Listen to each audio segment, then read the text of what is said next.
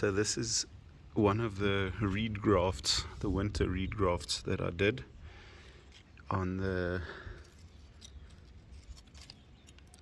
it was on the 26th of May. So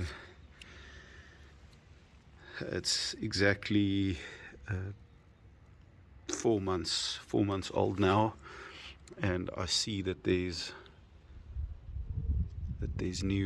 another new flush on its way.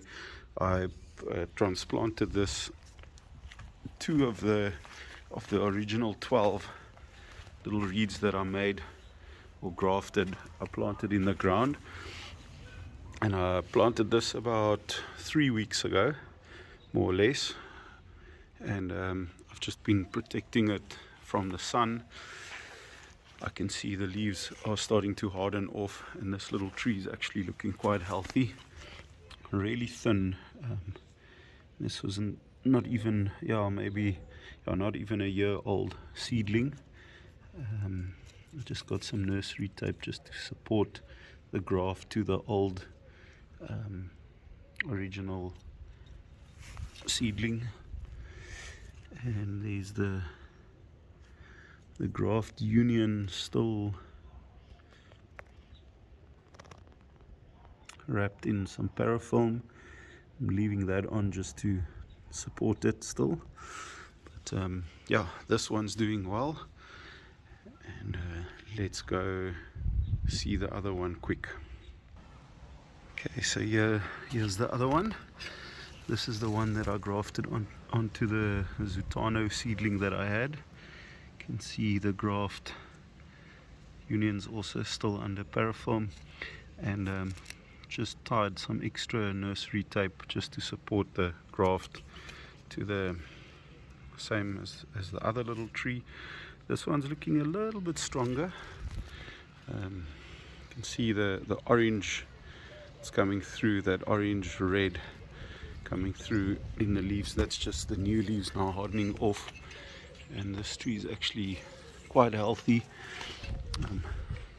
Protected it just with some shade cloth, and I've got a slow release or controlled release fertilizer that I've put on. So it's a little capsulated fertilizer that slowly, gradually releases. It won't burn the tree, it'll just slowly feed it as it establishes itself. And I've got a nice layer of compost and mulch around it, so that roots can start growing into that. So this little one's looking good. This is the second one, and then I've got 3 more over here. This is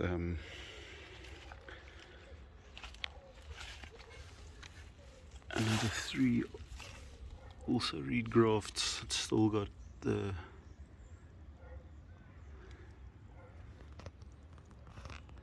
parafilm on it. Letting to focus. But yeah, this one's actually looking quite healthy. It looks like it's healed well under the parafilm there. Yeah, on both sides. So I might just maybe just pot this one up again, and yeah, let it grow big and strong in a bigger pot. This one is also quite healthy.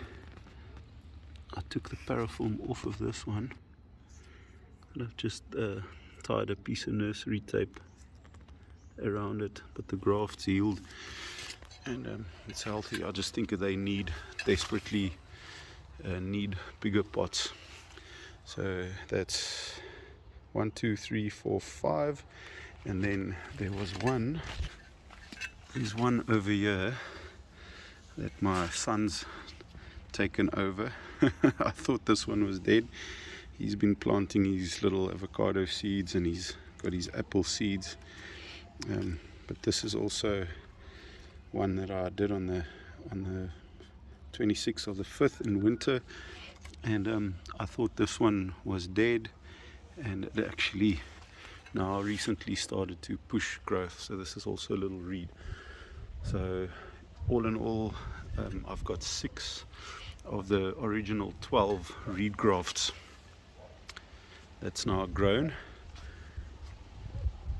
and there was one, this was one of them that died back. You can see there's now a new shoot that's come up. See there, reed, he's died. There's another one, here's one that I did that side graft, I took that off yesterday. There's new shoots coming that I can eventually graft again later, and then there's one on the other side over there that I've also got that's died. So, but yeah, all in all, 6 of the little reed grafts that's actually made it. So I'll plant maybe a third, another one, a third, maybe even a fourth. I'll plant somewhere, find a space for it and plant it. And I've got a lot more seedlings over here that I can graft. I'm gonna do some Zutano grafts and a couple of Fuerte grafts for some friends. Something very interesting is what I've noticed is this seed that I've planted here, it's foliage, it's a healthy tree, but the foliage is naturally a very light and a yellow sort of color. I think it's like a West Indian type of seed that I planted, and then I did this. If you look at the foliage, you can see the one in my hands a little bit more red, but it's also got that yellowish light green tint to it. And this is a Pinkerton that I grafted on there. Let's see there, and I've cut the original tree and now I'm letting this Pinkerton grow up there. But it's interesting how the Pinkerton takes up the characteristics of the rootstock, the colors. It's quite interesting because if I look at this Pinkerton over here, this is same Pinkerton, scion. This scion came from the same tree as the one we just looked at, and look how deep green. Okay, the wind's just ripped it, but that's the one Pinkerton graft. This is the other one, and this, you can see there's the Pinkerton, one Pinkerton graft, and there's the other, and this is the rootstock shoots. And the rootstock shoots, if you didn't know that this tree was grafted, you probably wouldn't have known that this is Pinkerton and this is just a random seedling.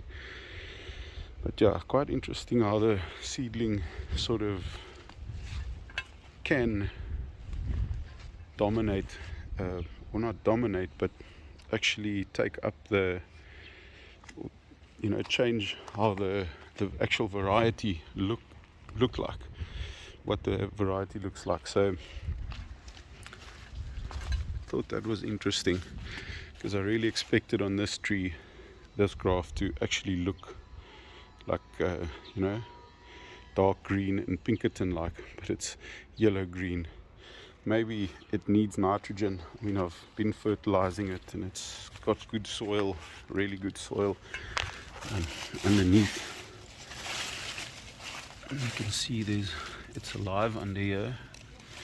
Here's my controlled release fertilizer, and it's really healthy soil underneath. It's just the way that this tree grows, the way that it looks, the variety, and it actually brings the look of the desired wood or tree or leaves towards what it looks like. So here I've got this is a little Ryan grafted tree that's got root rot that I'm trying to pull through. There is some movement in the buds, is some movement. And then I've got that Maluma over here, same story, came from the same nursery, also had root rot, controlled release fertilizer, and there's actually some new buds. I thought this tree was dead. I mean, you can see by the rootstock it's not healthy at all. There's the graft union over there. But if I can just get these two to sprout out this summer, this spring, this summer, let them grow out, and take 2 cuttings and or as much budwood as I can and graft onto the other seedlings, can propagate off of this. Yeah, I'm not so hard up. I mean, it would be nice to have a Maluma, but yeah, it's not something I really need if I have lamb and has. So, but it would be nice to have another variety, just to have some diversity. And then over here I've planted that other hash graft. I did this hash graft quite a long time ago. You can see there's the graft union. This is the original seedling. Can't remember when tagged it. It was in Feb 2023. So it's the graft union is really sound, healthy, both sides, and it's alive and it's doing well, but it's grown really slowly. So the moment I planted it in the ground, it was in a pot, and this seedling actually has been in a pot for about 1.5 years. So I think, well, I know it was root bound by the looks of it. The roots didn't look all that healthy when I transplanted it now, but at least I think I'm going to be able to sort that out with some trichoderma. I just need to go and buy some at the co-op. But there you can see is another hash over there. And then if I move a little bit further, I've got that air-layered, that wild seedling of my friend, the air layer off of that tree. And there, let's look what's gone on here. There's a hash that I grafted on, and the graft healed, but then the scion died back all the way, and there was no buds below. If I had buds below, that could have been hash up there. Pinkerton rather. So, but now this tree's responded, and it started to push a lot of new growth. It's looking super healthy and strong. It's actually flowering. You can see the trunk is already brown and hardened off, and it's such a small little tree, but I think it's going to explode this summer. And here's a Pinkerton graft, one of the other Pinkerton grafts. I did about 5 grafts on this tree, 4 grafts, and only this one actually took. And now it's a Pinkerton that's flowering on it, and these new leaves coming out. I'm just going to leave it, let it do its thing. I'm not sure if I want this to be a Pinkerton. I'd actually rather would have liked to graft on all these new shoots some Zutano, because it's in the corner of the property over here, and we get all those winds coming from that way. And if I have a Zutano here, it can actually blow pollen all the way over this hash, over that Pinkerton, over this tree that's still just a seedling that I still need to graft. But yeah, then we always have the wind coming off the mountain there, and if there's in the back there Zutano, it can actually pollinate most of the other bee varieties that's lower downwind. And yeah, we've got the Fuerte. I had a look at it just now. It's filled with little fruits. Obviously, I mean, it's lost. Now we've had a serious drop in temperature. You can see the brown flowers, just massive amounts of them. They were the past 2 weeks flowers that dropped, and then it sort of settled, and then we had a massive drop in temperature and a lot of rain over the last 3 days again, and all of a sudden a whole lot more drop. So they really do get this shock of the rain. See how empty these flower shrubs are, or clusters are looking. But every year and there, I mean, there's these fruits. There's 1, 2, 3, 4, 5, 6, 7, 8, 9. There's a lot. So I hope there's some that sticks. Pinkerton still flowering quite heavy. There's a whole bunch of fruit sets on him. Also, it's just all about how much are actually gonna stick. So can't determine that or count my chickens. They've hatched, but I don't know if they're gonna survive. So there's that. Just want to quickly get this little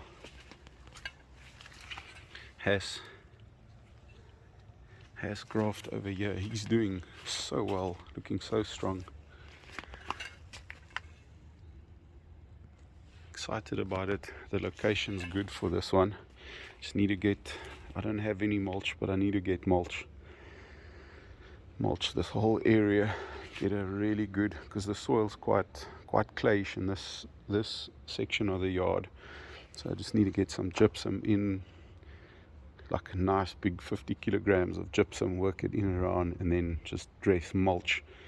And yeah, hopefully he does something for us within the next couple of years.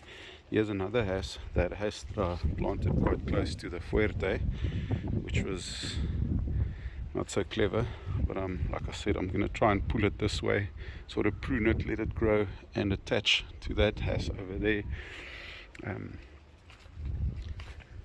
But it's also now starting with its new next flush. These dormant buds starting to move, buds moving. So he's healthy and happy here by the looks of things. Here's our other stick that I've pruned, waiting for shoots to graft reed on, hopefully reed or lamb. Here's the other air layer that I've got, the same as the one growing in the corner up there, and she's also flowering. It's quite interesting. This air layer, look at that, low growth coming out, flowering. I'm just leaving it to flower. All these shoots I'm going to graft. Still need to decide with what. That's a really strong rootstock, and I want good fruit on that, so perhaps also maybe a has or lamb, something, rootstock growing, waiting for it to get nice and strong that I can graft. This is that other seedling. I cut it back completely, wanting new growth. There it's coming to graft onto as well. I want as much as possible branches to graft on. Here's the lamb. It's all very wet. I removed most of the flowers. There's some more that's come out. I'm just going to leave it as is now. I think the rootstock's strong enough. Back to the first reed where we started off at, and then lastly we've got this seedling, very strong seedling. I've actually just pruned it a little bit on the top there, and it's already shot out to over there. Still need to decide what and when I'm gonna do what with that one. Just want to go all the way to the other side of the yard. So the whole plan is to have this whole row starting in the corner here. I've got one, and then in that same line I've got two, and then 3, 4, 5, 6, 7, 8 trees, avocado trees going down in one line like that. And then from this side of the square I've got this one, and then 2, 3, 4, and then 5, 6, 7, 8, 9, 10, all the way down to the bottom towards the street. And then in between I've got all these.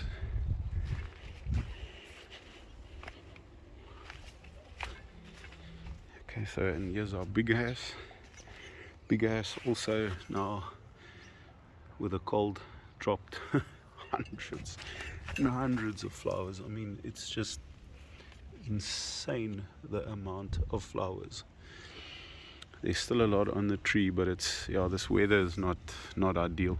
That's why I always say these flowers, the later ones, the ones that's coming out now, the cauliflower ones, those in October, November, when this like serious fluctuation, the change of the seasons, when that's over, and then those late flowers, they are the ones that will mainly become the fruit. I mean, this hass is flowering super strong this year, so happy about that.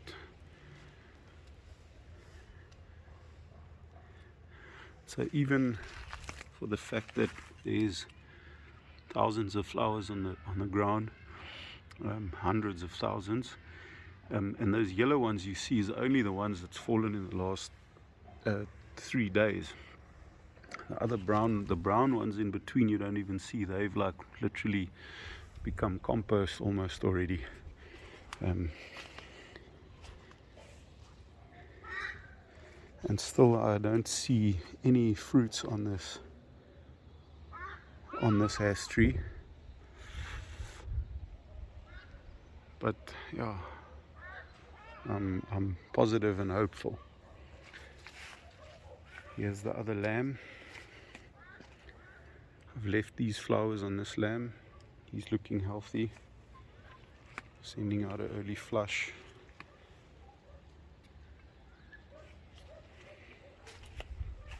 Here's the 2-year-old seedling again.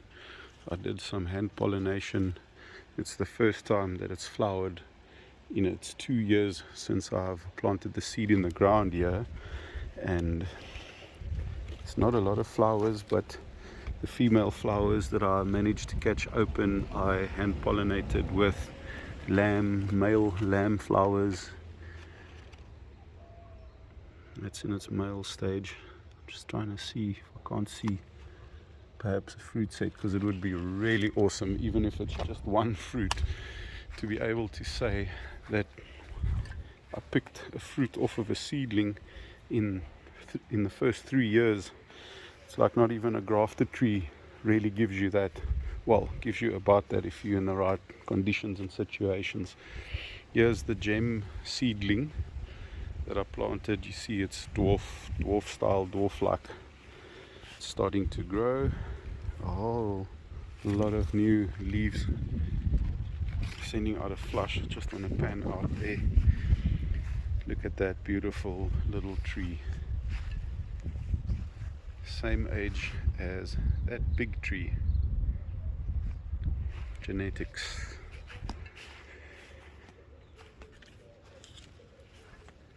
And then we're back to the second reed, and all the way around here is that Dusa. This is a Dusa rootstock. It was a grafted tree. The graft died. I saved the tree. The tree's yellow. Fertilized it. In a few months this tree will have shot out. These leaves would have gone green, and this Dusa rootstock is going to become a strong tree over here, and then once it is, I'll graft something onto it. So that's quite a long update of the avocado trees at the moment. We've had a lot of rain, like I said. Look at the water lying here. And when I see the water like that, I'm really glad that I mounded this lamb and those other trees up a little bit. But yeah, if it stops raining now, that water would will be gone by tomorrow, so it's fine. Even if it's there, it's draining all right. So thanks for watching, and hope your avocados are also growing and flowering, depending on where you are. Yeah, thanks for watching.